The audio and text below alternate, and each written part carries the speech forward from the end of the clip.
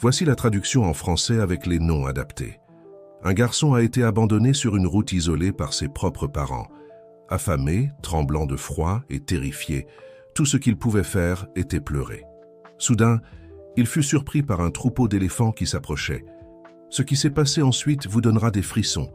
Avant de découvrir ce récit bouleversant, n'oubliez pas de vous abonner à la chaîne. La nuit tombait sur le chemin de terre qui serpentait entre les collines de la réserve naturelle de la forêt de Fontainebleau. L'air était lourd, chargé de l'humidité qui précédait un orage. Assis sur une pierre, les genoux serrés contre sa poitrine, Mathieu, un garçon de seulement 8 ans, tentait de se protéger du vent froid qui soufflait de plus en plus fort. Ses larmes silencieuses se mêlaient aux premières gouttes de pluie qui commençaient à tomber. Ses vêtements, déjà usés, collaient à son corps tremblant. Son estomac lui faisait mal de faim, mais la douleur dans son cœur était encore plus grande. Les paroles de ses parents résonnaient encore dans son esprit. « Reste ici, nous reviendrons bientôt. » C'était il y a des heures, quand le soleil brillait encore haut dans le ciel. Maintenant, seule l'obscurité l'entourait, avec les sons mystérieux de la forêt. Mathieu essayait de comprendre. Ses parents avaient toujours été différents des autres. Ils déménageaient constamment, dormant dans des endroits étranges, faisant des travaux temporaires. Mais jamais, en toutes ces années, ils ne l'avaient laissé seul comme ça. Le vieux sac à dos à côté de lui ne contenait qu'une fine veste et un paquet de biscuits à moitié entamés, tout ce qu'il avait pu attraper avant d'être mis dans la voiture ce matin-là. Un tonnerre retentit au loin, le faisant se recroqueviller davantage. C'est alors qu'il le sentit. Ce n'était pas seulement le grondement du tonnerre, le sol vibrait d'une manière différente, rythmique, comme si quelque chose de grand s'approchait. La peur initiale fit place à la curiosité lorsque les premiers sons parvinrent à ses oreilles. Un bruit grave, presque musical, accompagné d'un battement cadencé de pas lourds. À travers le rideau de pluie, des formes monumentales commencèrent à se matérialiser. Au début, elles ressemblaient à des ombres mouvantes, mais bientôt Mathieu put distinguer les silhouettes majestueuses. C'étaient des éléphants. Un troupeau entier émergeait de l'obscurité, se déplaçant avec une grâce surprenante pour des créatures si imposantes. À la tête du groupe, une éléphante à l'allure imposante se démarquait. Ses yeux, profonds et expressifs, se fixèrent sur Mathieu avec une intensité qui lui coupa le souffle. Il n'y avait aucune menace dans ce regard, seulement une douce curiosité et quelque chose qui ressemblait beaucoup à de la compassion. L'éléphante s'approcha lentement, sa trompe tendue dans un geste délicat. Mathieu resta immobile, partagé entre la peur et une inexplicable sensation de sécurité qui commençait à l'envelopper. Le reste du troupeau forma un cercle protecteur autour de lui, leur corps énorme bloquant le vent froid et la pluie qui tombait. La meneuse du troupeau toucha doucement le visage de Mathieu avec sa trompe, essuyant les larmes de ses joues avec une délicatesse impressionnante. Le contact était étonnamment chaud et réconfortant. Le garçon sentit quelque chose s'éveiller en lui, une connexion profonde et inexplicable avec cette créature extraordinaire. Les autres éléphants s'approchèrent également, formant une barrière protectrice encore plus serrée. Leur barrissement doux ressemblait à une conversation, comme s'ils discutaient de ce qu'il fallait faire avec cette petite créature humaine abandonnée sur leur territoire.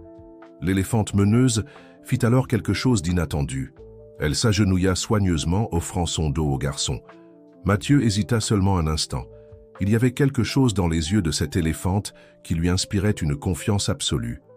Les jambes encore tremblantes, il se leva, prit son sac à dos et avec l'aide de la douce trompe, grimpa sur le dos de l'animal. La texture rugueuse de la peau de l'éléphant était étrangement réconfortante, et la chaleur qui émanait de son grand corps commença à réchauffer le garçon trempé. Le troupeau commença à se déplacer en formation, protégeant son nouveau membre. Mathieu s'accrocha fermement, mais il n'avait pas peur. Pour la première fois depuis que ses parents l'avaient laissé sur cette route, il se sentait en sécurité. Les éléphants semblaient savoir exactement où ils allaient, se déplaçant avec détermination à travers la forêt sombre.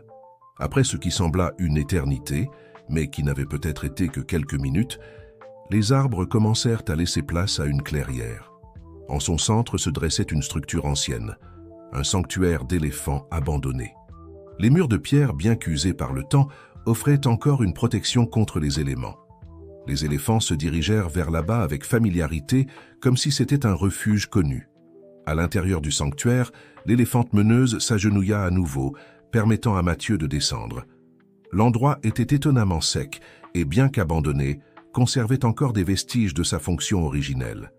Il y avait du vieux foin dans un coin et, miraculeusement, quelques couvertures poussiéreuses sur une étagère haute. Le troupeau s'organisa autour du garçon, créant un nid de corps chaud et protecteur. L'éléphante qui l'avait porté utilisa sa trompe pour atteindre une des couvertures et, avec une précision surprenante, la secoua avant de couvrir Mathieu avec. Le garçon se blottit entre les jambes fortes de l'animal, se sentant, pour la première fois de cette terrible journée, véritablement protégé. Les doux barrissements des éléphants créaient une mélodie réconfortante, presque comme une berceuse. Mathieu lutta contre le sommeil, voulant absorber chaque moment de cette expérience surréaliste, mais la fatigue était plus forte. Ses yeux commencèrent à se fermer, bercés par la chaleur des géants gentils et le son rythmique de la pluie sur le toit du sanctuaire. Les premiers rayons du soleil pénétraient à travers les fissures de l'ancien sanctuaire lorsque Mathieu commença à se réveiller. Pendant un moment, il fut désorienté, jusqu'à ce que les souvenirs de la nuit précédente inondent son esprit. La chaleur réconfortante qui l'enveloppait n'était pas un rêve. Il était toujours protégé par le cercle d'éléphants qui l'avait accueilli pendant l'orage. L'éléphante qui l'avait secouru restait vigilante à ses côtés, ses yeux attentifs, observant chaque mouvement du garçon. Quand Mathieu bougea, elle tendit doucement sa trompe, touchant son visage dans un geste qui semblait presque maternel. Le reste du troupeau commençait aussi à s'éveiller, leurs mouvements lents et prudents pour ne pas effrayer leur petit protégé. C'est alors qu'un son différent attira l'attention de tous. Des pas humains s'approchèrent du sanctuaire, accompagnés par l'aboiement joyeux d'un chien. Les éléphants se déplacèrent instinctivement, formant une barrière protectrice autour de Mathieu. L'éléphante meneuse se positionna entre le garçon et l'entrée, son attitude ne montrant pas d'agressivité, mais un message clair de protection. « Du calme, mes amis !» Une voix masculine et tranquille résonna à l'entrée. « C'est moi, François. » Un homme grand, portant un uniforme vert de garde forestier, apparut à la porte du sanctuaire. À ses côtés, un berger allemand remuait joyeusement la queue. Les éléphants se détendirent visiblement, en reconnaissant le visiteur bien qu'ils maintinssent leur formation protectrice. François s'arrêta en voyant Mathieu partiellement caché derrière l'éléphante. Ses yeux s'écarquillèrent de surprise, mais sa voix resta calme et douce. « Bonjour, petit. Je ne m'attendais pas à trouver un visiteur ici aujourd'hui. » Il s'approcha lentement, respectant l'espace des éléphants. « Je m'appelle François. Je suis le garde forestier de cette région. »« Et toi, qui es-tu » Mathieu hésita, se sentant encore en sécurité uniquement en présence des éléphants. L'éléphante meneuse, cependant, semblait faire confiance à l'homme, car elle se déplaça légèrement sur le côté, comme si elle donnait la permission pour l'interaction. « Je suis Mathieu », répondit le garçon, sa voix encore tremblante. François s'accroupit pour être à hauteur des yeux du garçon. Maintenant, une distance respectueuse. « Mathieu, es-tu seul ici ? Comment es-tu arrivé jusqu'au sanctuaire ?» Ses paroles étaient douces, mais portaient une préoccupation sincère. Le garçon regarda l'éléphante avant de répondre, comme s'il cherchait du courage dans sa présence. « Ils m'ont amené, » dit-il, en pointant vers les éléphants. « J'étais sur la route et ils m'ont sauvé de la pluie. » François hocha la tête avec compréhension, observant l'interaction unique entre le garçon et les animaux. Il était évident que quelque chose d'extraordinaire s'était produit. « Tu dois avoir faim, » dit-il, en retirant un sac à dos de ses épaules. « J'ai quelques sandwichs ici. Voudrais-tu manger quelque chose ?» L'estomac de Mathieu gargouilla en réponse, lui rappelant qu'il n'avait pas mangé depuis la veille. L'éléphante meneuse fit un pas de côté, comme si elle comprenait que le garçon était entre de bonnes mains. François s'assit sur le sol du sanctuaire, ouvrit son sac à dos et commença à sortir de la nourriture et une bouteille d'eau. Pendant que Mathieu mangeait avidement, François observait la dynamique extraordinaire entre lui et les éléphants. Le troupeau restait proche, en particulier l'éléphante meneuse, qui étendait occasionnellement sa trompe pour toucher doucement l'épaule du garçon, comme pour le rassurer de sa présence constante. « Tu sais, » commença François, sa voix douce et pensive, « cette éléphante qui semble si proche de toi, nous l'appelons Lune. Elle a toujours été spéciale, même parmi les autres éléphants. Elle a un cœur plus grand que sa taille. » Mathieu regarda Lune avec une admiration renouvelée. Lune, répéta-t-il doucement, et l'éléphante répondit par un doux barrissement, comme si elle approuvait l'utilisation de son nom. François sourit en voyant la connexion entre les deux. « Mathieu, continua François avec précaution, j'ai besoin de mieux comprendre comment tu es arrivé ici. Peux-tu me raconter ce qui s'est passé? Tes parents doivent être très inquiets. » Le sourire du garçon disparut, et Lune se rapprocha immédiatement, comme si elle ressentait sa tristesse. Mathieu commença à raconter son histoire, sa voix parfois entrecoupée par l'émotion. François écoutait attentivement, son visage montrant un mélange de préoccupation et de compassion. « Ne t'inquiète pas, dit François quand Mathieu eut terminé son récit. « Je vais t'aider. J'ai une maison pas très loin d'ici, à la lisière de la réserve. Nous pouvons y aller, te donner un bain chaud, des vêtements propres, et ensuite, nous déciderons ensemble des prochaines étapes. Qu'en penses-tu » Mathieu regarda Lune, hésitant à quitter sa protectrice. Comme si elle comprenait ses pensées, l'éléphante fit un pas en avant et toucha doucement l'épaule de François avec sa trompe, dans un geste qui semblait être d'approbation. « Lune et les autres éléphants peuvent nous rendre visite, » assura François, percevant l'inquiétude du garçon. « Ils connaissent bien le chemin jusqu'à ma maison. En fait, ils sont des visiteurs fréquents là-bas. » La maison de François était exactement comme on pouvait s'y attendre de la part d'un garde forestier. Une construction rustique, mais accueillante, entourée d'arbres centenaires et avec une large véranda offrant une vue privilégiée sur la réserve. Le chemin jusque-là fut une découverte pour Mathieu, qui observait émerveillé les sentiers naturels et les sons de la forêt, qui semblaient maintenant plus amicaux à la lumière du jour. À leur arrivée, ils furent accueillis par une femme d'âge moyen avec un sourire chaleureux sur le visage. « Mathieu, voici ma femme, Marie », présenta François.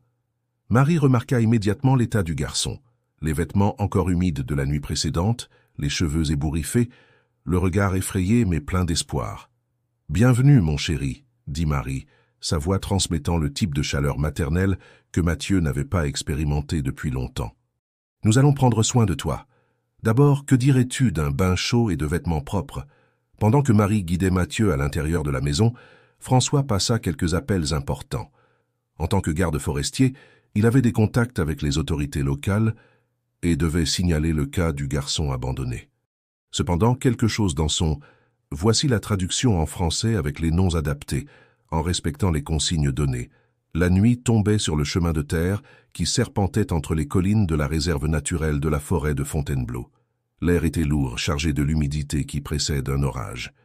Assis sur une pierre, les genoux serrés contre sa poitrine, Mathieu, un garçon de 8 ans à peine, tentait de se protéger du vent froid qui soufflait de plus en plus fort. Ses larmes silencieuses se mêlaient aux premières gouttes de pluie qui commençaient à tomber. Ses vêtements, déjà usés, collaient à son corps tremblant. Son estomac criait famine, mais la douleur dans son cœur était encore plus grande. Les paroles de ses parents résonnaient encore dans son esprit. « Reste ici, nous reviendrons bientôt. » C'était il y a des heures, quand le soleil brillait encore haut dans le ciel. Maintenant, seule l'obscurité l'entourait, accompagnée des sons mystérieux de la forêt. Mathieu essayait de comprendre.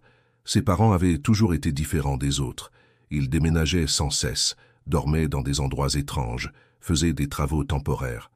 Mais jamais, en toutes ces années, ils ne l'avaient laissé seul ainsi. Le vieux sac à dos à ses côtés ne contenait qu'une fine veste et un paquet de biscuits à moitié entamés, tout ce qu'il avait pu attraper avant d'être mis dans la voiture ce matin-là. Un coup de tonnerre résonna au loin, le faisant se recroqueviller davantage. C'est alors qu'il le sentit. Ce n'était pas seulement le grondement du tonnerre. Le sol vibrait d'une manière différente, rythmique, comme si quelque chose de grand approchait. La peur initiale laissa place à la curiosité lorsque les premiers sons parvinrent à ses oreilles. Un bruit grave, presque musical, accompagné d'un martèlement cadencé de pas lourds. À travers le rideau de pluie, des formes monumentales commencèrent à se matérialiser. Au début, elles ressemblaient à des ombres mouvantes, mais bientôt Mathieu put distinguer les silhouettes majestueuses. C'étaient des éléphants. Un troupeau entier émergeait de l'obscurité, se déplaçant avec une grâce surprenante pour des créatures si imposantes. À la tête du groupe, une éléphante au port imposant se démarquait. Ses yeux, profonds et expressifs, se fixèrent sur Mathieu avec une intensité qui lui coupa le souffle. Il n'y avait aucune menace dans ce regard, seulement une douce curiosité et quelque chose qui ressemblait beaucoup à de la compassion. L'éléphante s'approcha lentement, sa trompe tendue dans un geste délicat. Mathieu resta immobile, partagé entre la peur et une inexplicable sensation de sécurité qui commençait à l'envelopper. Le reste du troupeau forma un cercle protecteur autour de lui, leur corps énorme bloquant le vent froid et la pluie qui tombait. La matriarche du troupeau toucha doucement le visage de Mathieu avec sa trompe, essuyant les larmes sur ses joues avec une délicatesse impressionnante. Le contact était étonnamment chaud et réconfortant. Le garçon sentit quelque chose s'éveiller en lui, une connexion profonde et inexplicable avec cette créature extraordinaire. Les autres éléphants s'approchèrent aussi, formant une barrière protectrice encore plus serrée. Leur barrissement doux ressemblait à une conversation, comme s'ils discutaient de ce qu'il fallait faire avec cette petite créature humaine abandonnée sur leur territoire. L'éléphante leader fit alors quelque chose d'inattendu. Elle s'agenouilla soigneusement, offrant son dos au garçon. Mathieu hésita seulement un instant. Il y avait quelque chose dans les yeux de cette éléphante qui lui inspirait une confiance absolue. Les jambes encore tremblantes, il se leva, prit son sac à dos et, avec l'aide de la douce trompe, grimpa sur le dos de l'animal. La texture rugueuse de la peau de l'éléphant était étrangement réconfortante, et la chaleur qui émanait de son grand corps commença à réchauffer le garçon trempé. Le troupeau se mit en mouvement en formation, protégeant son nouveau membre. Mathieu s'accrocha fermement, mais il n'avait pas peur. Pour la première fois depuis que ses parents l'avaient laissé sur cette route, il se sentait en sécurité. Les éléphants semblaient savoir exactement où ils allaient, se déplaçant avec détermination à travers la forêt sombre. Après ce qui sembla une éternité, mais qui n'avait peut-être duré que quelques minutes, les arbres commencèrent à laisser place à une clairière. En son centre s'élevait une structure ancienne, un sanctuaire d'éléphants abandonné. Les murs de pierre, bien qu'usés par le temps, offraient encore une protection contre les éléments. Les éléphants se dirigèrent vers cet endroit avec familiarité, comme s'il s'agissait d'un refuge connu. À l'intérieur du sanctuaire, l'éléphante leader s'agenouilla à nouveau, permettant à Mathieu de descendre. L'endroit était étonnamment sec et, bien qu'abandonné, conservait encore des vestiges de sa fonction d'origine. Il y avait du foin ancien dans un coin et, miraculeusement, quelques couvertures poussiéreuses sur une étagère haute. Le troupeau s'organisa autour du garçon, créant un nid de corps chaud et protecteur.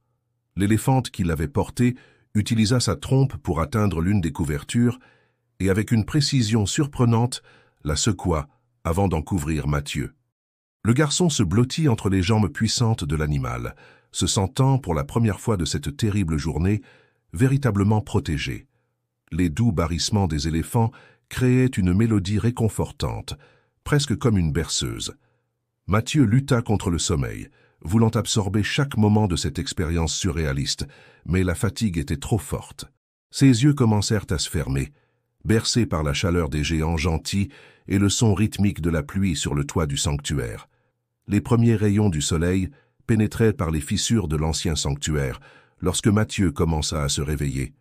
Pendant un moment, il fut désorienté, jusqu'à ce que les souvenirs de la nuit précédente inondent son esprit. La chaleur réconfortante qui l'enveloppait n'était pas un rêve. Il était toujours protégé par le cercle d'éléphants qu'il avait accueilli pendant l'orage. L'éléphante qu'il avait secourue restait vigilante à ses côtés, ses yeux attentifs observant chaque mouvement du garçon. Lorsque Mathieu bougea, elle tendit doucement sa trompe, touchant son visage dans un geste presque maternel. Le reste du troupeau commençait aussi à s'éveiller. Leurs mouvements lents et prudents pour ne pas effrayer leur petit protégé. C'est alors qu'un son différent attira l'attention de tous. Des pas humains s'approchèrent du sanctuaire, accompagnés par l'aboiement joyeux d'un chien. Les éléphants se déplacèrent instinctivement, formant une barrière protectrice autour de Mathieu. L'éléphante leader se positionna entre le garçon et l'entrée, sa posture ne montrant pas d'agressivité, mais un message clair de protection. « Du calme, mes amis !» Une voix masculine et tranquille résonna à l'entrée. « C'est moi, François. » Un homme grand, vêtu d'un uniforme vert de garde forestier, apparut à la porte du sanctuaire. À ses côtés, un berger allemand remuait la queue avec enthousiasme. Les éléphants se détendirent visiblement, en reconnaissant le visiteur bien qu'ils maintinssent leur formation protectrice. François s'arrêta en voyant Mathieu partiellement caché derrière l'éléphante. Ses yeux s'écarquillèrent de surprise, mais sa voix resta calme et douce. « Bonjour, petit. Je ne m'attendais pas à trouver un visiteur ici aujourd'hui. Il s'approcha lentement, respectant l'espace des éléphants. Je m'appelle François, je suis le garde forestier de cette région. Et toi, qui es-tu? Mathieu hésita, se sentant encore en sécurité uniquement en présence des éléphants. L'éléphante leader, cependant, semblait faire confiance à l'homme, car elle se déplaça légèrement sur le côté, comme si elle donnait la permission pour l'interaction. Je m'appelle Mathieu, répondit le garçon, sa voix encore tremblante. François s'accroupit pour être à hauteur des yeux du garçon, gardant une distance respectueuse. Mathieu, es-tu seul ici? Comment es-tu arrivé jusqu'au sanctuaire? Ses paroles étaient douces, mais portaient une préoccupation sincère. Le garçon regarda l'éléphante avant de répondre, comme s'il cherchait du courage dans sa présence. « Ils m'ont amené, » dit-il, en montrant les éléphants. « J'étais sur la route et ils m'ont sauvé de la pluie. » François acquiesça avec compréhension, observant l'interaction unique entre le garçon et les animaux. Il était évident que quelque chose d'extraordinaire s'était produit. « Tu dois avoir faim, » dit-il, en retirant un sac à dos de ses épaules. « J'ai quelques sandwichs ici. Tu voudrais manger quelque chose ?» L'estomac de Mathieu gargouilla en réponse, lui rappelant qu'il n'avait rien mangé depuis la veille.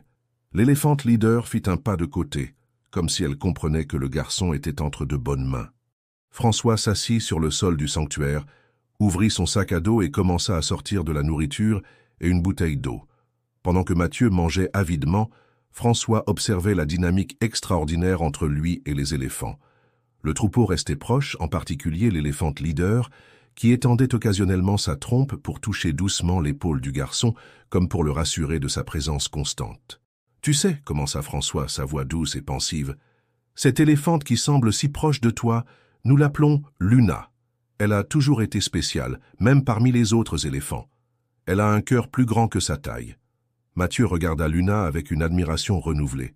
« Luna » répéta-t-il doucement, et l'éléphante répondit par un doux barrissement, comme si elle approuvait l'utilisation de son nom. François sourit en voyant la connexion entre les deux. « Mathieu, » continua François avec précaution, « j'ai besoin de mieux comprendre comment tu es arrivé ici. Peux-tu me raconter ce qui s'est passé? Tes parents doivent être très inquiets. » Le sourire du garçon disparut, et Luna s'approcha immédiatement, comme si elle sentait sa tristesse.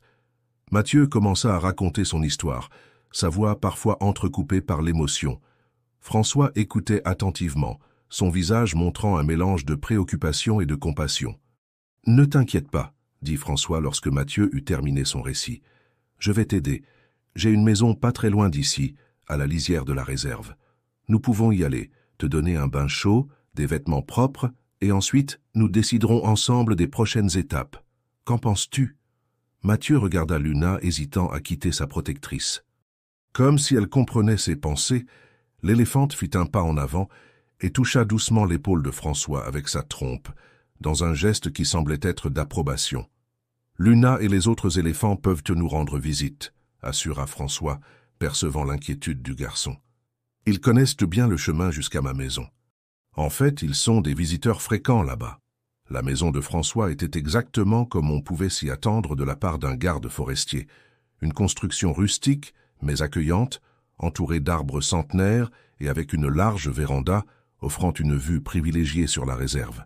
Le chemin jusque-là fut une découverte pour Mathieu, qui observait émerveillé les sentiers naturels et les sons de la forêt, qui semblaient maintenant plus amicaux à la lumière du jour. À leur arrivée, ils furent accueillis par une femme d'âge moyen au sourire chaleureux. « Mathieu, voici ma femme, Marie », présenta François. Marie remarqua immédiatement l'état du garçon, les vêtements encore humides de la nuit précédente, les cheveux ébouriffés, le regard effrayé mais plein d'espoir. « Bienvenue, mon chéri », dit Marie, sa voix transmettant le type de chaleur maternelle que Mathieu n'avait pas expérimenté depuis longtemps. « Nous allons prendre soin de toi.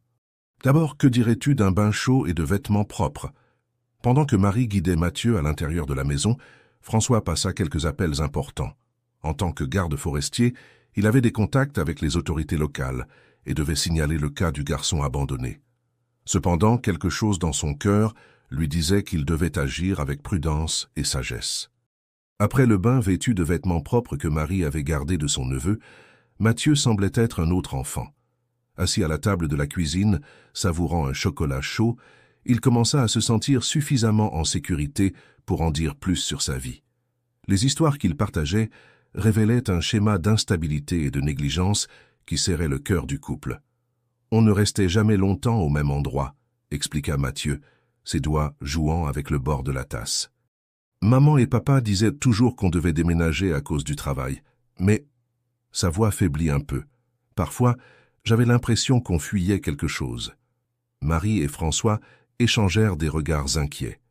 À ce moment-là, un bruit familier vint de l'extérieur, le son inconfondable de pas lourds et un barrissement doux.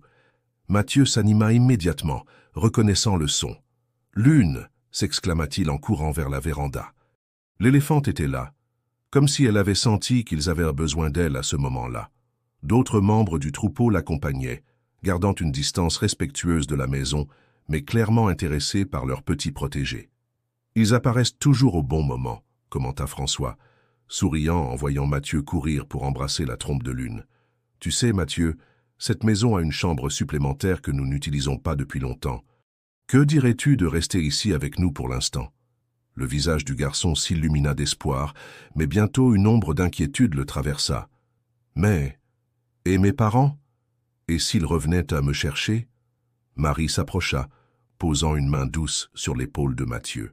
« Nous allons résoudre cela de la bonne manière, chérie. François est déjà en contact avec des personnes qui peuvent nous aider. Pour l'instant, tu as besoin d'un endroit sûr où rester, et nous voulons t'offrir cela. » Comme pour montrer son approbation, Lune étendit sa trompe et toucha délicatement le visage de Marie et François, un geste qui fit sourire Mathieu. C'était comme si l'éléphante bénissait cette nouvelle configuration familiale. Les jours suivants furent consacrés à l'adaptation. Marie et François découvrirent que Mathieu n'avait jamais fréquenté une école régulière, n'ayant que quelques notions de base que ses parents lui avaient enseignées entre leurs déménagements constants. Marie, qui était enseignante à la retraite, commença à donner des cours particuliers aux garçons, surprise par sa rapidité d'apprentissage et sa curiosité naturelle. Les matinées étaient consacrées aux études, et les après-midi se passaient souvent avec Lune et le troupeau. François enseignait à Mathieu le comportement des éléphants, leurs histoires, et l'importance de protéger ces animaux magnifiques. Le garçon absorbait chaque information avec fascination, développant une compréhension toujours plus profonde de ses amis géants. La présence constante des éléphants avait un effet thérapeutique sur Mathieu. Peu à peu, les cauchemars qui le réveillaient en criant diminuèrent. Lune semblait avoir un sixième sens pour ces moments difficiles. Lors des nuits les plus compliquées, elle apparaissait près de la maison, ses barrissements doux calmant le garçon à travers la fenêtre de sa nouvelle chambre. Marie et François observaient émerveillés comment Mathieu s'épanouissait sous leurs soins. Le garçon effrayé et méfiant des premiers jours laissait place à un enfant joyeux et curieux. Son lien avec les éléphants se renforçait chaque jour, et il commençait à montrer un talent particulier pour comprendre et communiquer avec eux. Cependant, tout n'était pas rose. François savait que la situation légale de Mathieu devait être résolue.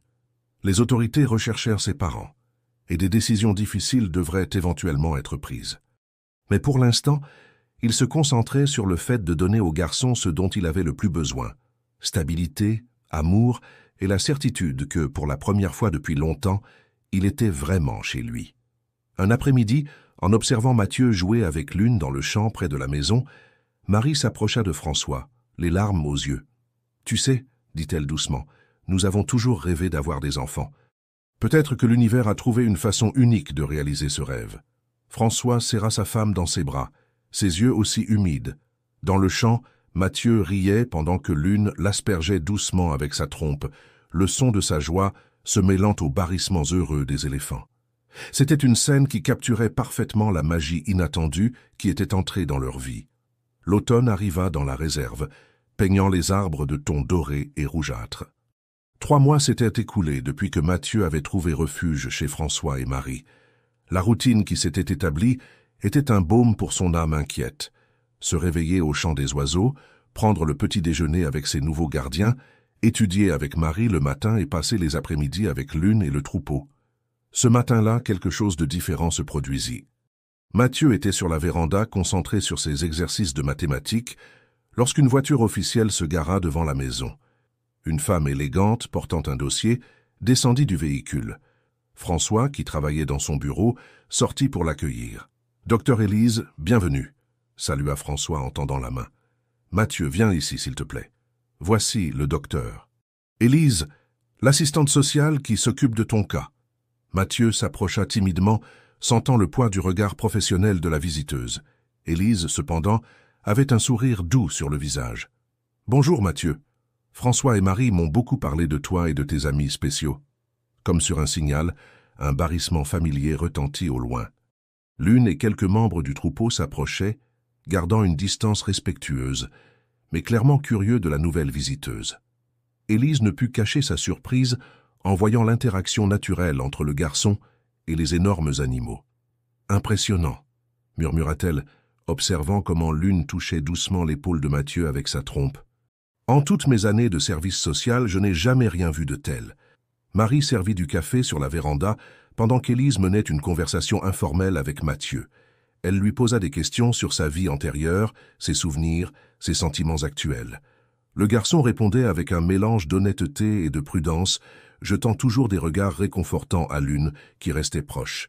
« Mathieu s'en sort très bien dans ses études », commenta Marie montrant les cahiers du garçon. « Il a une curiosité naturelle et une capacité d'apprentissage impressionnante. » Élise examina les cahiers avec intérêt. « Et qu'en est-il de la socialisation? A-t-il des contacts avec d'autres enfants?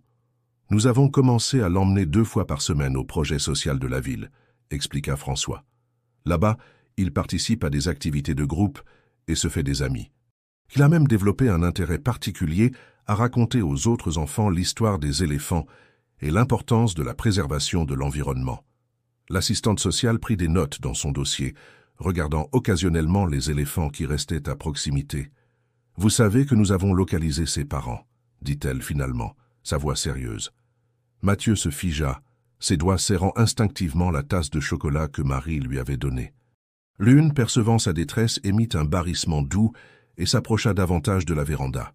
« Ils sont dans une ville de l'intérieur de la Provence, » poursuivit Élise. « Ils affirment qu'ils traversèrent des difficultés extrêmes et qu'ils ont commis une terrible erreur en l'abandonnant. Ils demandent sa garde. » Marie prit la main de Mathieu, qui commençait à trembler. François se leva, son attitude protectrice. « Et quelles sont les chances que cela se produise ?» Eh bien, Élise ajusta ses lunettes. Compte tenu des circonstances de l'abandon et de l'historique instable de la famille, les chances sont minces. De plus, vous avez déjà déposé une demande de garde provisoire, et je peux clairement voir que Mathieu a trouvé un foyer stable et aimant ici. Mathieu leva les yeux, plein d'espoir. « Je peux rester avec François et Marie?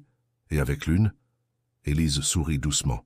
« Je suis ici précisément pour évaluer cette possibilité, et je dois dire que je suis impressionné par ce que j'ai vu.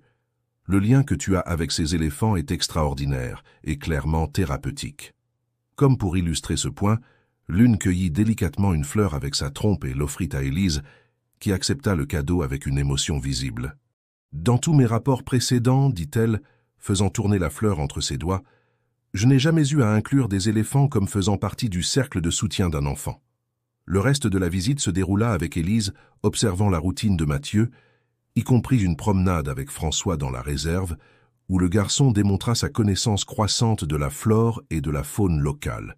Les éléphants les accompagnèrent à distance, comme des gardiens silencieux. Avant de partir, Élise eut une conversation privée avec François et Marie à l'intérieur de la maison. Mathieu attendit sur la véranda avec l'une, son cœur battant rapidement avec l'incertitude de l'avenir. L'éléphante semblait sentir son anxiété, gardant sa trompe doucement appuyée sur son épaule. Quand les adultes sortirent, ils avaient tous des sourires sur leur visage. « Mathieu, » appela Élise, « j'ai de bonnes nouvelles. Je vais recommander que la garde provisoire soit accordée à François et Marie. Bien sûr, nous devrons encore passer par quelques audiences, mais je suis confiante dans le résultat. » Le garçon courut pour embrasser ses gardiens, des larmes de joie coulant sur son visage.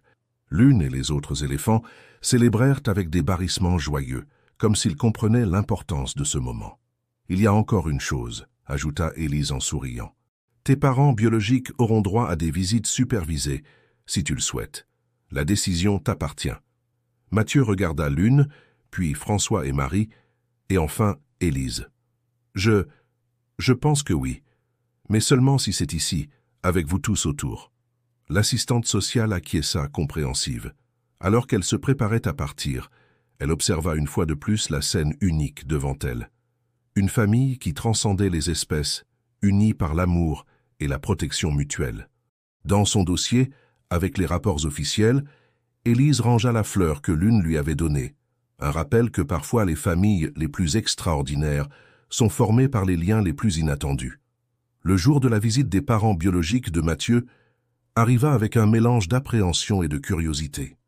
La maison de François et Marie était impeccablement rangée, et Mathieu lui-même avait passé toute la matinée agité, alternant entre des moments d'anxiété et des tentatives de se distraire avec ses livres sur les éléphants. L'une, et quelques membres du troupeau, s'étaient stratégiquement positionnés près de la maison depuis l'aube, comme s'ils sentaient l'importance de cette journée. François observait avec admiration comment les animaux semblaient parfaitement comprendre les émotions humaines, en particulier celle de Mathieu. « Souviens-toi », dit doucement Marie, en ajustant le t-shirt du garçon. « Tu n'as pas besoin de faire ou de dire quoi que ce soit que tu ne veuilles pas. Nous serons là tout le temps. » Mathieu acquiesça, reconnaissant pour la présence réconfortante de ses gardiens. Le bruit d'une voiture qui approchait fit se tourner tout le monde vers la fenêtre. Élise, l'assistante sociale, fut la première à descendre, suivie d'un couple à l'air nerveux, les parents de Mathieu. François ouvrit la porte, saluant tout le monde avec une cordialité professionnelle. Les yeux des parents de Mathieu se fixèrent immédiatement sur le garçon, qui était partiellement caché derrière Marie. « Mathieu » murmura la mère, Sophie, les yeux embués. « Que mon fils !» Le père Pierre semblait lutter pour garder son calme. « Tu as tellement grandi !» commenta-t-il d'une voix étranglée. Mathieu les regarda avec un mélange d'émotions contradictoires. Une partie de lui voulait courir dans leurs bras familiers, mais une autre partie se souvenait de la nuit froide et effrayante sur la route. Il fit un pas hésitant en avant, tenant toujours la main de Marie. Élise, percevant la tension, suggéra que tout le monde s'assoie sur la véranda. C'est à ce moment que Sophie et Pierre remarquèrent la présence imposante des éléphants près de la maison. « Qu'est-ce que c'est ?» demanda Pierre, visiblement alarmé. « Ce sont mes amis », répondit Mathieu, sa voix gagnant un peu plus d'assurance. « Surtout l'une. Elle m'a sauvé cette nuit-là. » Pendant que tout le monde s'installait, Mathieu commença à raconter l'histoire de son sauvetage par les éléphants. Sophie et Pierre écoutaient, horrifiés. « Nous n'avons jamais passé beaucoup de temps au même endroit, » expliqua Mathieu, ses doigts jouant avec le bord de la tasse. « Maman et papa disaient toujours qu'on devait déménager à cause du travail, mais... » Sa voix faiblit un peu. Parfois, j'avais l'impression qu'on fuyait quelque chose. Marie et François échangèrent des regards inquiets. À ce moment-là, un bruit familier vint de l'extérieur. Le son inconfondable de pas lourds et d'un barrissement doux. Mathieu s'anima immédiatement, reconnaissant le son. « L'une !» s'exclama-t-il, courant vers la véranda. L'éléphante était là, comme si elle avait senti qu'ils avaient besoin d'elle à ce moment-là. D'autres membres du troupeau l'accompagnaient, maintenant une distance respectueuse de la maison, mais clairement intéressés par leur petit protégé. « Ils apparaissent toujours au bon moment », commenta François, souriant en voyant Mathieu courir pour embrasser la trompe de l'une. « Tu sais, Mathieu, cette maison a une chambre supplémentaire que nous n'utilisons pas depuis longtemps. Que dirais-tu de rester ici avec nous pour l'instant ?» Le visage du garçon s'illumina d'espoir, mais bientôt, une ombre d'inquiétude le traversa. « Mais... et mes parents ? Et s'ils revenaient pas me chercher ?» Marie s'approcha, posant une main douce sur l'épaule de Mathieu. « Nous allons résoudre cela de la bonne manière, chérie. François est déjà en contact avec des personnes qui peuvent nous aider. Pour l'instant, tu as besoin d'un endroit sûr où rester, et nous voulons t'offrir cela. » Comme pour montrer son approbation, l'une étendit sa trompe et toucha délicatement le visage de Marie et François, un geste qui fit sourire Mathieu. C'était comme si l'éléphante bénissait cette nouvelle configuration familiale. Les jours suivants furent consacrés à l'adaptation. Marie et François découvrirent que Mathieu n'avait jamais fréquenté une école régulière, n'ayant que quelques notions de base que ses parents lui avaient enseignées entre leurs déménagements constants. Marie, qui était une enseignante à la retraite, commença à donner des cours particuliers aux garçons, surprise par sa rapidité d'apprentissage et sa curiosité naturelle. Les matinées étaient consacrées aux études et les après-midi étaient souvent passés avec l'une et le troupeau. François apprit à Mathieu le comportement des éléphants, leurs histoires et l'importance de protéger ces magnifiques animaux. Le garçon absorbait chaque information avec fascination, développant une compréhension toujours plus profonde de ses amis géants. La présence constante des éléphants avait un effet thérapeutique sur Mathieu. Peu à peu, les cauchemars qui le réveillaient en criant diminuèrent. Lune semblait avoir un sixième sens pour ces moments difficiles. Lors des nuits les plus compliquées, elle apparaissait près de la maison, ses doux barrissements calmant le garçon à travers la fenêtre de sa nouvelle chambre. Marie et François observaient avec émerveillement comment Mathieu s'épanouissait sous leurs soins. Le garçon effrayé et méfiant des premiers jours laissait place à un enfant joyeux et curieux. Son lien avec les éléphants se renforçait chaque jour, et il commençait à montrer un talent particulier pour comprendre et communiquer avec eux. Cependant, tout n'était pas rose. François savait que la situation légale de Mathieu devait être résolue. Les autorités recherchaient ses parents et éventuellement des décisions difficiles devraient être prises. Mais pour l'instant, il se concentrait sur le fait de donner au garçon ce dont il avait le plus besoin, de la stabilité, de l'amour et la certitude que, pour la première fois depuis longtemps, il était vraiment chez lui. Un après-midi, en observant Mathieu jouer avec Lune dans le champ près de la maison, Marie s'approcha de François, les larmes aux yeux. « Tu sais, dit-elle doucement, nous avons toujours rêvé d'avoir des enfants. Peut-être que l'univers a trouvé une façon unique de réaliser ce rêve. » François serra sa femme dans ses bras, ses yeux également humides. Dans le champ, Mathieu riait tandis que Lune l'aspergeait doucement avec sa trompe, le son de sa joie se mêlant au barrissement heureux des éléphants. C'était une scène qui capturait parfaitement la magie inattendue qui était entrée dans leur vie. L'automne arriva dans la réserve, peignant les arbres de tons dorés et rougeâtres. 3 mois s'étaient écoulés depuis que Mathieu avait trouvé refuge auprès de François et Marie. La routine qui s'était établie était un baume pour son âme inquiète. Se réveiller au chant des oiseaux, prendre le petit déjeuner avec ses nouveaux gardiens, étudier avec Marie le matin et passer les après-midi avec Lune et le troupeau. Ce matin-là, quelque chose de différent se produisit. Mathieu était sur la véranda, concentré sur ses exercices de mathématiques, lorsqu'une voiture officielle se gara devant la maison. Une femme élégante, portant un dossier, descendit du véhicule. François, qui travaillait dans son bureau, sortit pour l'accueillir. « Docteur Élise, bienvenue », salua François en tendant la main. « Mathieu, viens ici, s'il te plaît. Voici le docteur. »« Élise, l'assistante sociale qui s'occupe de ton dossier. » Mathieu s'approcha timidement, sentant le poids du regard professionnel de la visiteuse. Élise, cependant, avait un sourire doux sur le visage. « Bonjour Mathieu. François et Marie m'ont beaucoup parlé de toi et de tes amis spéciaux. » Comme sur un signal, un barrissement familier retentit au loin. Lune et quelques membres du troupeau s'approchaient, maintenant une distance respectueuse, mais clairement curieux de la nouvelle visiteuse. Élise ne put cacher sa surprise en voyant l'interaction naturelle entre le garçon et les énormes animaux. « Impressionnant », murmura-t-elle, observant comment Lune touchait doucement l'épaule de Mathieu avec sa trompe. « Dans toutes mes années de service social, je n'ai jamais rien vu de tel. » Marie servit du café sur la véranda, tandis qu'Élise menait une conversation informelle avec Mathieu. Elle lui posa des questions sur sa vie antérieure, ses souvenirs, ses sentiments actuels. Le garçon répondait avec un mélange d'honnêteté et de prudence, jetant toujours des regards réconfortants vers Lune, qui restait proche. « Mathieu s'en sort très bien dans ses études, » commenta Marie, montrant les cahiers du garçon. « Il a une curiosité naturelle et une capacité d'apprentissage impressionnante. » Élise examina les cahiers avec intérêt. « Et en ce qui concerne la socialisation, a-t-il des contacts avec d'autres enfants ? » « Nous avons commencé à l'emmener 2 fois par semaine au projet social de la ville, » expliqua François. « Là-bas, il participe à des activités de groupe et se fait des amis. Il a même développé un intérêt particulier pour raconter aux autres enfants l'histoire des éléphants et l'importance de la préservation de l'environnement. » L'assistante sociale prit des notes dans son dossier, jetant occasionnellement un coup d'œil aux éléphants qui restaient à proximité. « Vous savez que nous avons localisé ses parents, » dit-elle finalement, sa voix sérieuse. Mathieu se figea, ses doigts serrant instinctivement la tasse de chocolat que Marie lui avait donnée. Lune, percevant son angoisse, émit un doux barrissement et s'approcha davantage de la véranda. « Ils sont dans une ville de l'intérieur de la Provence, » poursuivit Élise. « Ils affirment qu'ils traversaient des difficultés extrêmes et qu'ils ont commis une terrible erreur en l'abandonnant. Il demande sa garde. Marie prit la main de Mathieu, qui commençait à trembler. François se leva dans une posture protectrice. Et quelles sont les chances que cela se produise? Eh bien, Élise ajusta ses lunettes. Compte tenu des circonstances de l'abandon et de l'historique instable de la famille, les chances sont minces.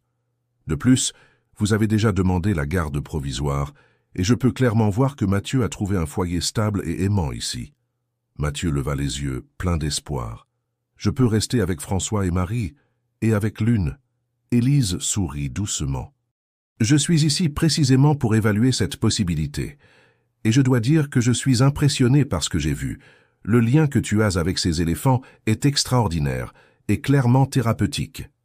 Comme pour illustrer ce point, Lune prit délicatement une fleur avec sa trompe et l'offrit à Élise, qui accepta le cadeau avec une émotion visible. Dans tous mes rapports précédents, dit-elle, faisant tourner la fleur entre ses doigts, je n'ai jamais eu à inclure des éléphants comme faisant partie du cercle de soutien d'un enfant. Le reste de la visite se déroula avec Élise, observant la routine de Mathieu, y compris une promenade avec François dans la réserve, où le garçon démontra sa connaissance croissante de la flore et de la faune locale. Les éléphants les accompagnèrent à distance, comme des gardiens silencieux. Avant de partir, Élise eut une conversation privée avec François et Marie à l'intérieur de la maison. Mathieu attendit sur la véranda avec Lune, son cœur battant rapidement face à l'incertitude de l'avenir. L'éléphante semblait sentir son anxiété, gardant sa trompe doucement appuyée sur son épaule.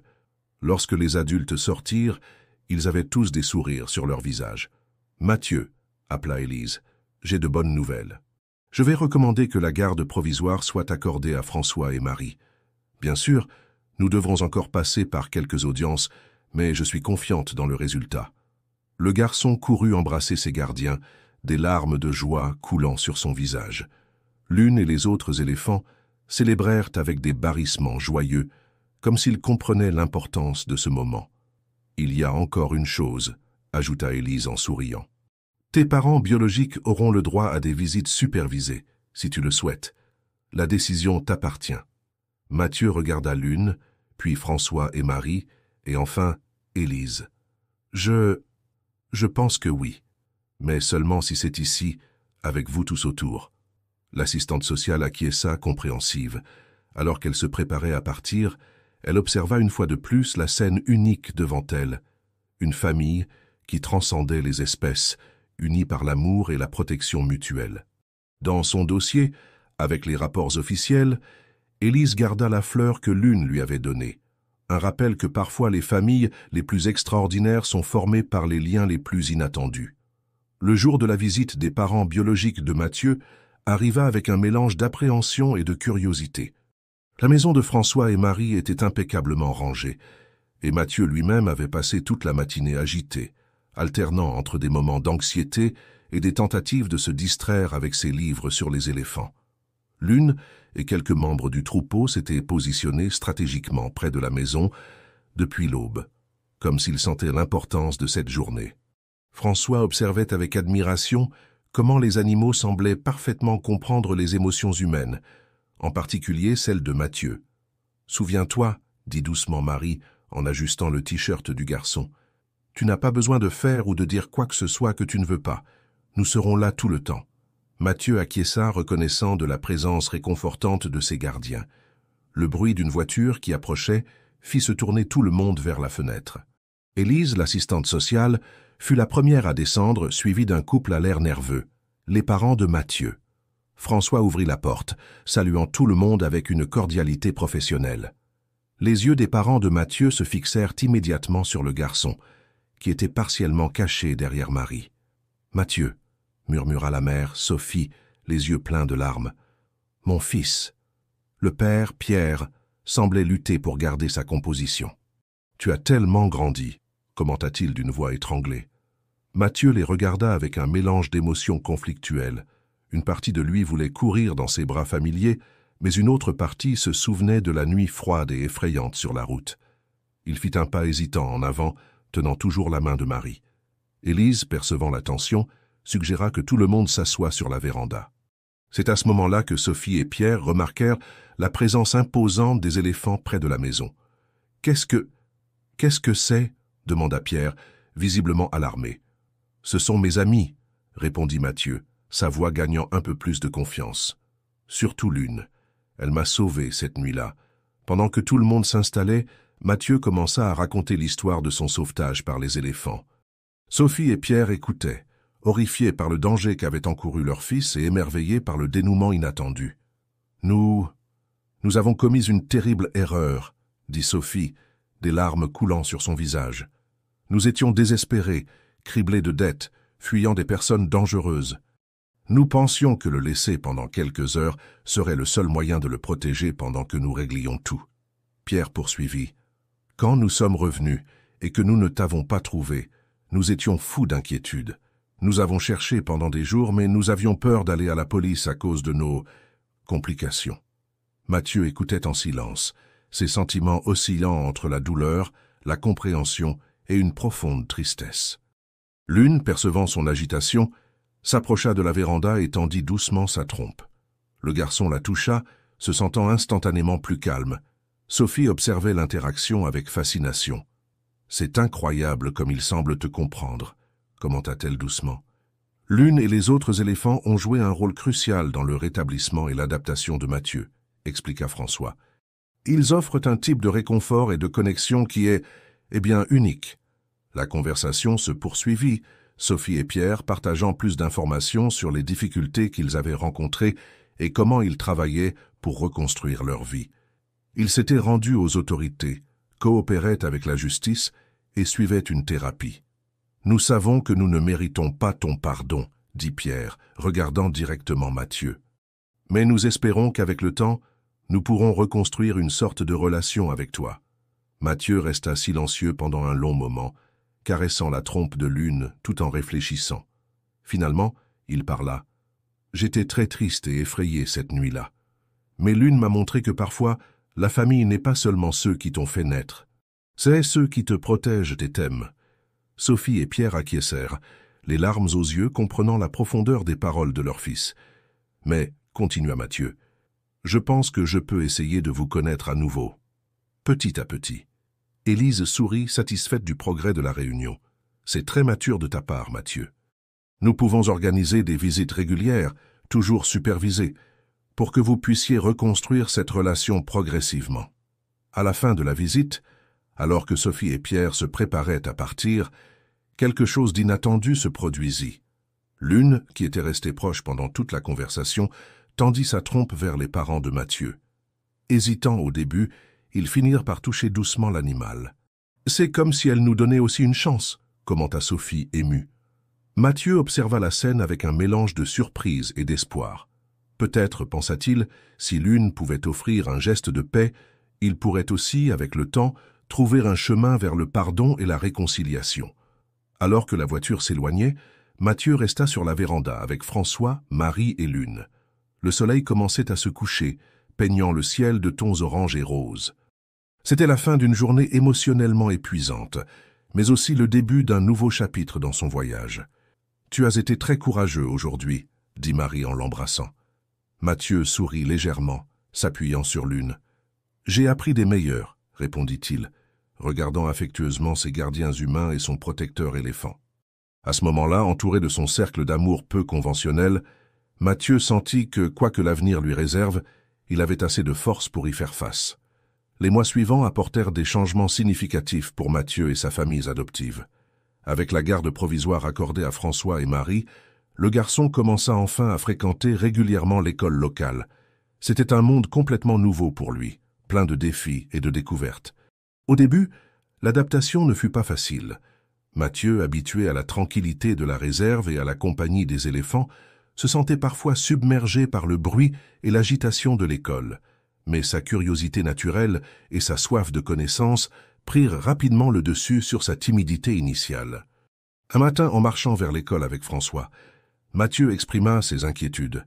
« Et si les autres enfants ne me croyaient pas quand je leur parlerais de l'une et des autres éléphants ?» François sourit avec compréhension. « Certaines personnes peuvent trouver cela difficile à croire au début, Mathieu. Mais souviens-toi, ton histoire est spéciale et vraie. Avec le temps, ils comprendront. » En classe, Mathieu se distinguait en sciences naturelles et en géographie, ses expériences dans la réserve lui donnant une connaissance pratique qui impressionnait même les enseignants. Pendant un cours sur les écosystèmes, il partagea avec enthousiasme le rôle des éléphants dans le maintien de l'équilibre de la forêt. « Les éléphants sont comme des architectes de la nature », expliqua Mathieu à la classe fascinée. « Ils ouvrent des sentiers que d'autres animaux utilisent, dispersent des graines et aident même à créer des points d'eau. » Son professeur, Madame Dubois, fut impressionné par ses connaissances. « Mathieu, que dirais-tu de préparer une présentation spéciale sur les éléphants pour le prochain projet de la foire aux sciences ?» L'idée enthousiasma énormément Mathieu. Dans les semaines qui suivirent, il se consacra au projet avec un enthousiasme contagieux. François et Marie l'aidèrent à rassembler des informations, des photos et même des moulages d'empreintes d'éléphants qu'ils avaient trouvées dans la réserve. Pendant ce temps, les visites supervisées de ses parents biologiques se poursuivaient. Peu à peu, Mathieu commençait à se sentir plus à l'aise avec Sophie et Pierre. Ils apportèrent des histoires de son enfance, de vieilles photos et, lentement, une nouvelle forme de connexion commençait à se former. Un après-midi après l'une de ces visites, Mathieu était pensif en observant Lune et le troupeau au loin. Marie s'approcha, s'asseyant à côté de lui sur la véranda. « À quoi penses-tu, chérie ?» demanda-t-elle doucement. Mathieu hésita un moment avant de répondre. « C'est étrange. Je commence à aimer voir mes parents, mais en même temps, j'ai peur que cela signifie que je pourrais devoir vous quitter, vous et Lune. » Marie le serra affectueusement dans ses bras. « Oh, Mathieu, l'amour n'est pas quelque chose de limité. Tu peux aimer tes parents biologiques, nous, Lune et tous tes amis ici. Cela ne diminue pas ce que nous ressentons les uns pour les autres. Et quant à rester avec nous, souviens-toi de ce que le docteur Élise a dit. Nous travaillons pour que tu puisses rester ici de façon permanente. » Les paroles de Marie apportèrent du réconfort, mais éveillèrent aussi une nouvelle inquiétude chez Mathieu. « Et si un jour je dois choisir entre rester ici ou partir avec eux ?» Avant que Marie ne puisse répondre, un doux barrissement attira l'attention de tous les deux. Lune s'était approchée silencieusement et tendait maintenant sa trompe vers Mathieu, comme pour offrir du réconfort. « Regarde, » dit Marie en souriant, « même Lune comprend. Elle dit que, quoi qu'il arrive, tu auras toujours un foyer ici. » Le jour de la foire aux sciences arriva enfin. L'école était remplie de projets impressionnants, mais le stand de Mathieu attirait une attention particulière. Il avait monté un diorama détaillé de la réserve, complet avec des miniatures d'éléphants en argile. Des photos de Lune et du troupeau décorèrent le panneau, accompagnées d'informations fascinantes sur le comportement et l'importance écologique des éléphants. Tandis que Mathieu expliquait avec enthousiasme son projet aux visiteurs, une surprise attendait à l'extérieur de l'école. François, avec la permission spéciale de la direction et après beaucoup de préparations en matière de sécurité, avait amené Lune pour une visite rapide. Lorsque la nouvelle se répandit qu'il y avait un vrai éléphant sur le parking de l'école, l'excitation fut immédiate. Élèves, professeurs et parents se rassemblèrent pour voir le doux géant. Mathieu, rayonnant de fierté, présenta Lune à tout le monde, expliquant comment elle l'avait sauvé et était devenue sa meilleure amie. Madame Dubois, observant la scène, commenta à François « Je n'ai jamais rien vu de tel. Mathieu n'a pas seulement appris sur les éléphants, il vit vraiment cette connexion. C'est une leçon d'empathie et de respect pour la nature dont nous avons tous besoin. » L'événement fut un succès retentissant. Mathieu ne remporta pas seulement la première place à la foire aux sciences, mais inspira également l'école à lancer un programme de sensibilisation à l'environnement. Plus important encore, il commença à se sentir vraiment partie intégrante de sa nouvelle communauté. Ce soir-là, de retour à la réserve, Mathieu s'assit avec François, Marie et Lune sous le ciel étoilé. Le garçon qui avait été abandonné se sentait maintenant riche en amour et en possibilités. « Tu sais, » dit Mathieu en caressant la trompe de Lune, « je pense que j'ai compris quelque chose aujourd'hui. Peu importe où je suis, à l'école, ici dans la réserve, ou même avec mes parents biologiques. Ce que j'ai appris avec vous et avec Lune sera toujours avec moi. » François et Marie échangèrent des regards émus. Lune émit un doux barrissement, comme pour acquiescer. À ce moment-là, sous les étoiles et entouré de sa famille improbable mais profondément unie, Mathieu sut qu'il avait trouvé non seulement un foyer, mais un but. Son avenir, autrefois incertain, brillait maintenant avec la promesse d'aventure, de découverte et par-dessus tout d'amour inconditionnel. L'été arriva avec force dans la réserve, apportant non seulement une chaleur intense, mais aussi de nouveaux défis et opportunités pour Mathieu et sa famille adoptive. Les vacances scolaires avaient commencé, et le garçon était impatient de passer plus de temps à explorer la réserve et à apprendre avec Lune et le troupeau. Un matin, François rassembla la famille sur la véranda pour une conversation importante. « J'ai une nouvelle à partager », commença-t-il, son ton sérieux mais avec une lueur d'excitation dans les yeux.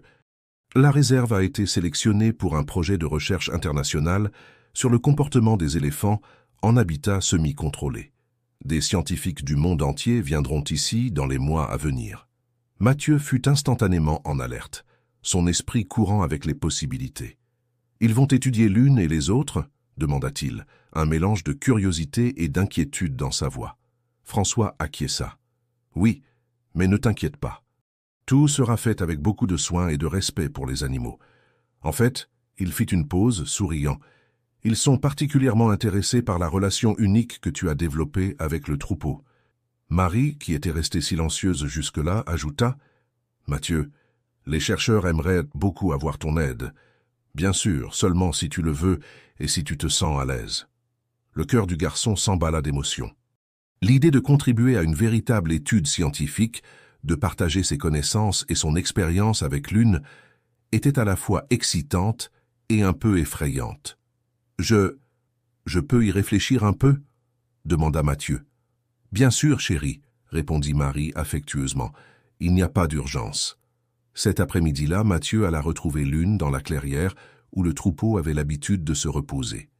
Il s'assit à côté de l'éléphante, qui l'enveloppa doucement de sa trompe dans une étreinte chaleureuse. « Lune !» commença Mathieu, sa voix basse et pensive. « Tu penses qu'on devrait aider ces scientifiques, et s'ils ne comprenaient pas à quel point vous êtes spéciaux ?» Lune émit un doux barrissement, ses yeux sages fixés sur le garçon. Mathieu avait toujours l'impression qu'elle le comprenait vraiment, même quand elle ne pouvait pas répondre avec des mots. Pendant qu'il réfléchissait, Mathieu remarqua quelque chose d'inhabituel. Le troupeau semblait agité, et Lune devint soudainement alerte, ses oreilles bougeant comme si elle captait un son lointain. « Qu'est-ce qu'il y a, Lune ?» demanda Mathieu, inquiet. La réponse vint sous la forme d'un barrissement distant, différent de tout ce que Mathieu avait entendu auparavant. Lune répondit immédiatement, son appel résonnant dans toute la réserve. Mathieu courut de retour à la maison, essoufflé. « François, Marie, il se passe quelque chose avec les éléphants. » François était déjà en alerte, sa radio de garde forestier crépitant de messages urgents. « Il semble qu'un éléphant sauvage soit entré dans la réserve, » expliqua-t-il rapidement. « C'est rare, mais ça arrive parfois.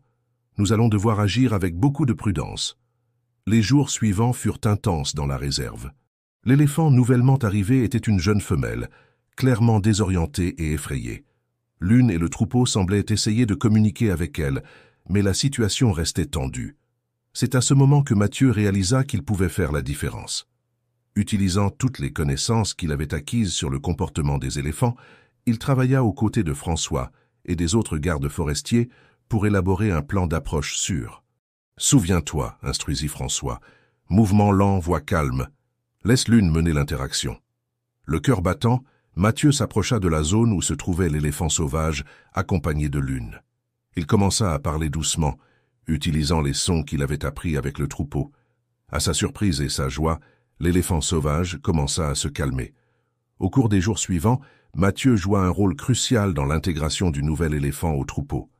Sa capacité à comprendre et à communiquer avec les animaux impressionna non seulement les gardes forestiers, mais aussi les premiers chercheurs qui commençaient à arriver pour le projet.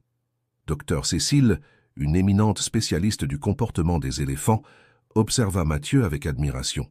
« Dans toutes mes années de recherche, » commenta-t-elle à François et Marie, « je n'ai jamais vu une connexion aussi profonde entre un humain et des éléphants. Mathieu a un don vraiment spécial. » L'expérience avec l'éléphant sauvage solidifia la décision de Mathieu.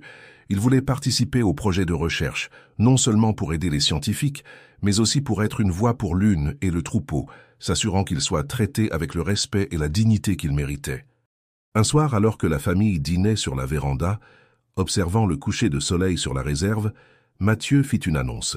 « J'ai décidé, » dit-il, sa voix ferme et pleine de détermination. « Je veux aider avec la recherche. » Mais plus que ça, je pense que quand je serai grand, je veux être comme toi, François. Je veux protéger les éléphants et toute la nature. » François et Marie échangèrent des regards émus. « Nous sommes très fiers de toi, Mathieu, » dit Marie, la voix tremblante. À ce moment-là, comme pour sceller la décision, le son de barrissement joyeux résonna à travers la réserve. Lune et le troupeau, y compris le nouveau membre, semblaient célébrer aussi. Mathieu sourit, se sentant comblé et plein de sens. Il savait que le chemin à venir serait rempli de défis, mais aussi de découvertes incroyables. Avec sa famille humaine, ses amis éléphants et son amour pour la nature, il était prêt à affronter toute aventure que l'avenir lui réserverait.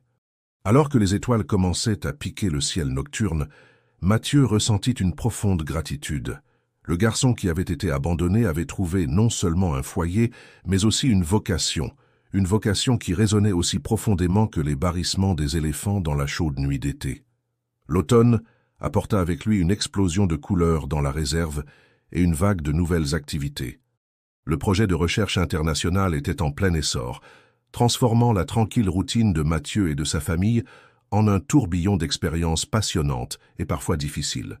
Des scientifiques de divers pays avaient installé un camp de base près de la maison de François et Marie. Des équipements sophistiqués, des tentes de recherche et des véhicules spécialisés faisaient maintenant partie du paysage. Pour Mathieu, c'était comme si un morceau du monde extérieur avait envahi son sanctuaire. Un matin, alors qu'il aidait le docteur Cécile à installer des caméras de surveillance non invasives autour du territoire du troupeau, Mathieu exprima ses inquiétudes. « Docteur Cécile, pensez-vous que toute cette activité puisse déranger l'une et les autres ?» La chercheuse sourit gentiment, ajustant ses lunettes. « C'est une excellente question, Mathieu. C'est pourquoi ta participation est si précieuse. Tu connais ces éléphants mieux que quiconque, et tu peux nous aider à nous assurer que notre travail soit le moins invasif possible. » Les paroles du docteur Cécile réaffirmèrent le sens des responsabilités de Mathieu. Il devint non seulement un assistant, mais un véritable intermédiaire entre les scientifiques et les éléphants, toujours attentif aux signes subtils de stress ou d'inconfort que l'une et le troupeau pourraient leur montrer. Un jour, lors d'une session d'observation, quelque chose d'inhabituel se produisit. L'une, qui était généralement calme et réceptive à la présence des chercheurs, commença à agir de manière agitée. Mathieu, immédiatement alerté, demanda à tous de reculer. « Quelque chose ne va pas », murmura-t-il, observant attentivement le comportement de l'éléphante.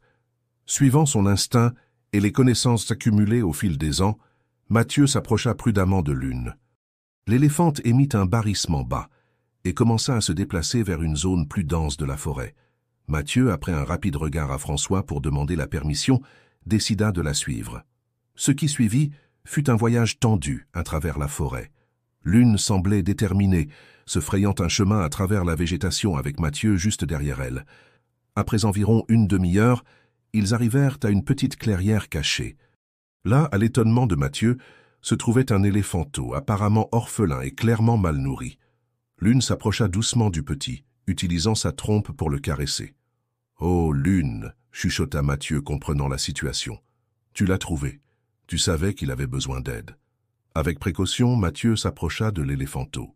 Des années de cohabitation avec les éléphants lui avaient donné la confiance nécessaire pour évaluer la situation. Le petit était faible mais vivant. Utilisant la radio que François avait insisté pour qu'il emporte, Mathieu appela à l'aide.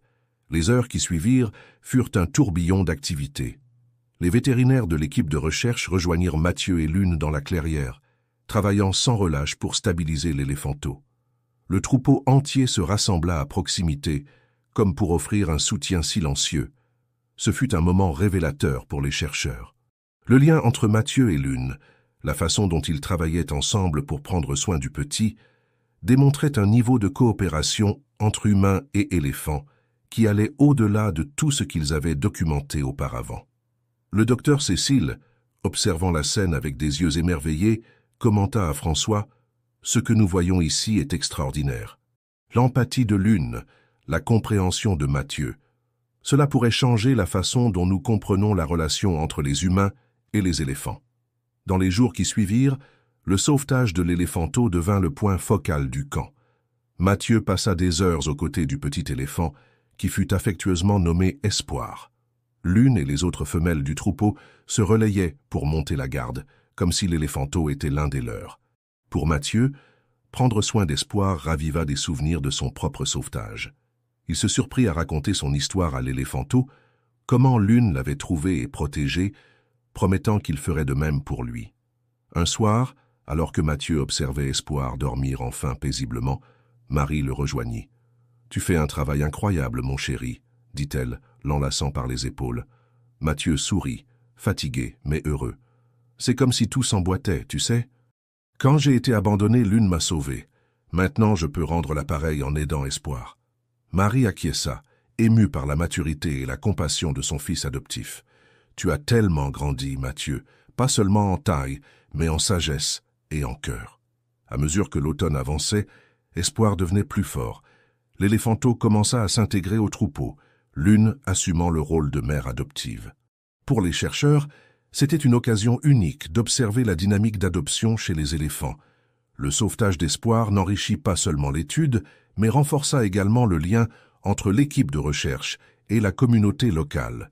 Les habitants de la région, inspirés par l'histoire, commencèrent à s'impliquer plus activement dans la conservation de la réserve. Pour Mathieu, chaque jour apportait de nouvelles leçons et découvertes. Il se retrouvait non seulement à apprendre sur les éléphants, mais aussi sur l'écologie, la médecine vétérinaire et même les complexités de la recherche scientifique. Son rêve de devenir un gardien de la nature prenait forme et substance avec chaque expérience. Un après-midi, alors qu'il observait Espoir jouer joyeusement avec les autres éléphants du troupeau, Mathieu sentit une main sur son épaule. C'était François, avec un sourire fier sur le visage. « Tu sais, Mathieu, dit-il, quand nous t'avons trouvé cette nuit-là, nous n'aurions jamais pu imaginer à quel point tu changerais nos vies et celles de ces éléphants. Tu es un pont entre deux mondes. » Mathieu étreignit François, ressentant une vague de gratitude et d'amour.